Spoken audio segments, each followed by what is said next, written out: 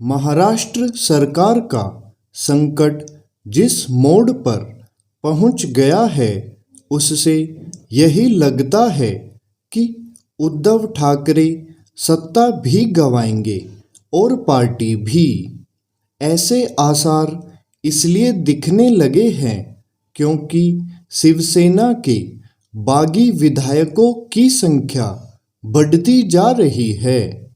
भले ही महाराष्ट्र सरकार को समर्थन दे रही राष्ट्रवादी कांग्रेस पार्टी और कांग्रेस के नेता उद्धव ठाकरे के प्रति सहानुभूति प्रदर्शित कर रहे हो, लेकिन उसका कोई मूल्य महत्व नहीं।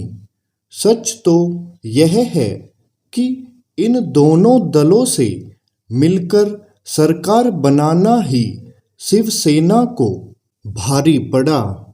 शिवसेना जिन दलों को दिन रात कोसती थी, उनसे ही हाथ मिलाकर उसने न केवल अपनी विचारधारा से आत्मघाती समझौता किया, बल्कि अपने समर्थकों और कार्यकर्ताओं को यह संदेश दिया कि वह सत्ता के लोभ में किसी भी हद तक जा सकती है। शिवसेना ने सत्ता पाने के लिए अपनी विचारधारा का जैसा परित्याग किया, उसकी मिसाल मिलना मुश्किल है। इसके बुरे परिणाम सामने आने ही थे। शिवसेना खुद को हिंदुत्व का ध्वजवाहक बताती थी, लेकिन वह राहुल गांधी की ओर से हिंदुत्व पर हमले को सहन करती रही।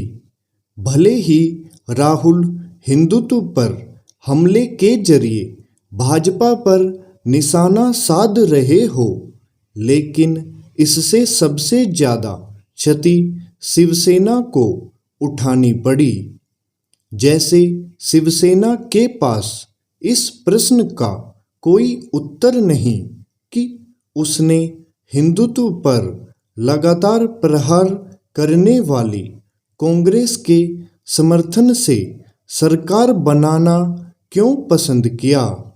उसी तरह कांग्रेस नेतृत्व के पास भी इस सवाल का कोई जवाब नहीं कि आखिर उसे शिवसेना यकायक सेक्युलर कैसे नजर आने लगी।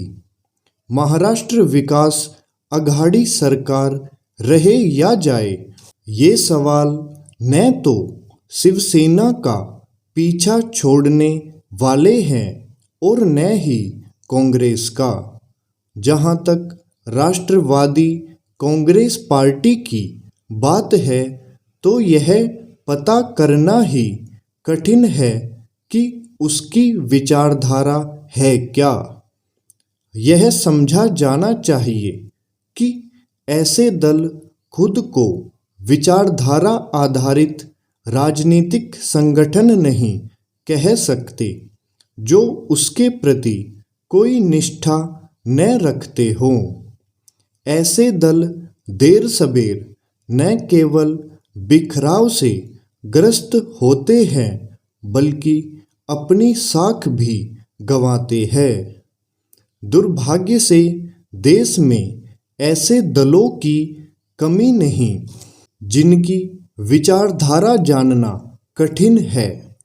चूंकि ऐसे दलों में कांग्रेस भी शामिल हो गई है, इसलिए उसके दुर्दिन खत्म होने का नाम नहीं ले रहे हैं।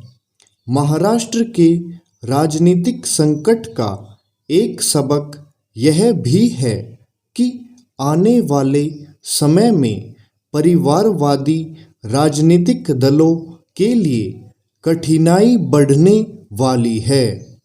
इसकी अनदेखी नहीं की जा सकती कि शिवसेना में बगावत का एक कारण उद्धव ठाकरे की ओर से बेटे आदित्य ठाकरे को अपने वरिष्ठ नेताओं से कहीं अधिक प्राथमिकता देना भी रहा। स्टॉप।